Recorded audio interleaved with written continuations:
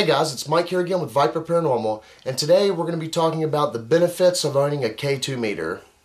Now I know generally in the past when I've talked about the K2 meter, I haven't had a whole lot of good things to say, but the K2 meter can be a very valuable tool if you know how to use it properly. If you're on a paranormal investigation team, there's a good chance that at least one member in your group has a K2 meter, and in some instances it may be the only meter you guys have. And don't worry, this is not a problem, because today I'm going to show you how to make it work. Now when using a K2 meter, there's always one thing that you want to always keep in the back of your mind, and always remember this, and I know I probably run this into the ground, but the K2 meter is susceptible to radio frequency. Now this is not necessarily a bad thing, and here in a few minutes I'm going to show you how to use this to your advantage, but in the meantime I'm going to show you how to tell the difference between a radio frequency and an actual EMF hit. Here's an easy way to tell those two frequencies apart. Now on your K2 meter you're going to have a series of 5 lights. You're going to have 2 greens, a yellow, an orange, and a red. And that first green light is always going to stay on. This tells us our meter is on and working properly.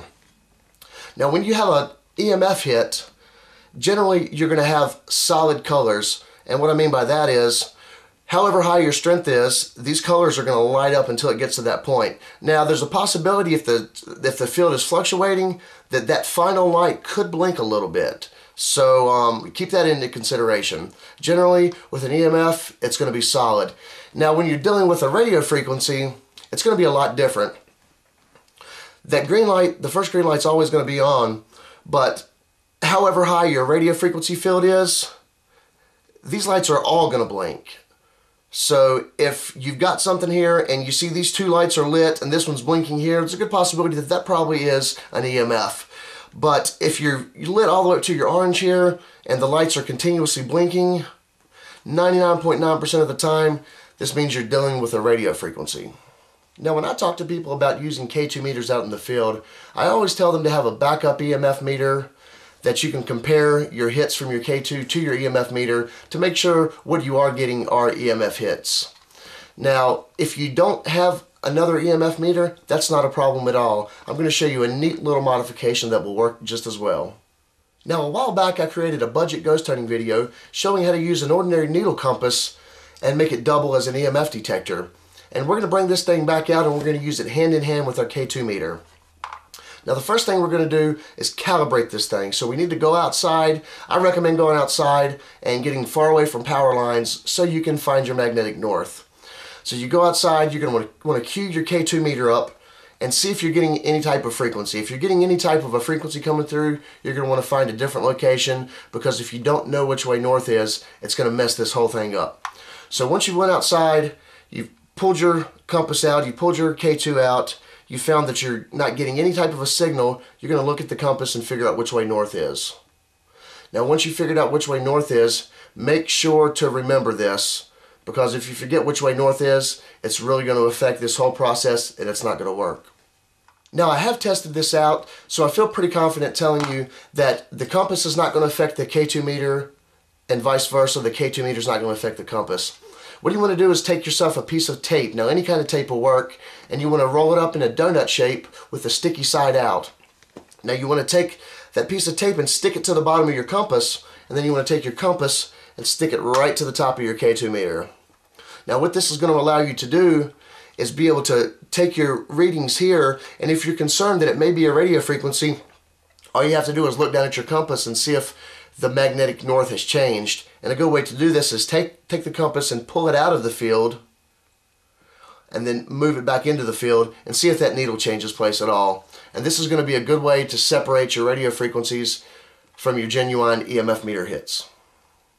Now when the K2 meters first started becoming popular in the paranormal research field, there was a button on top that you had to push down and you had to hold it down the whole time. But the problem was people were getting false readings because they were losing pressure on it with their finger because their finger was getting tired, and it was giving you false hits like this. So what we figured out is we can take a coin and jam it in there and it's going to hold it on. And most of the new ones that you're going to buy now actually already have a toggle switch on it or some sort of an on-off switch where you push the thing down and it actually stays lit. So if you've got one of the older ones, you're going to want to take a coin and stick it in there to make sure it stays on all the time. Now here's the benefit of using a K2 meter above some of the other EMF meters. It's very, very compatible with total darkness. As you can see, you've got your array of lights here, and no matter how dark the room, when this thing goes off, you're going to be able to see it. You can set this thing down, and you can actually see it going off from the other side of the room. And that's something a lot of the EMF meters don't have. Most of those, you need some sort of a light source to see what's going on. And with the K2 meter, you don't. Always keep in mind that we're not using the K2 meter to communicate with ghosts. We're using the K2 meter to debunk high EMF fields. And a lot of times these EMF fields will be the source of a lot of claims in some alleged hauntings.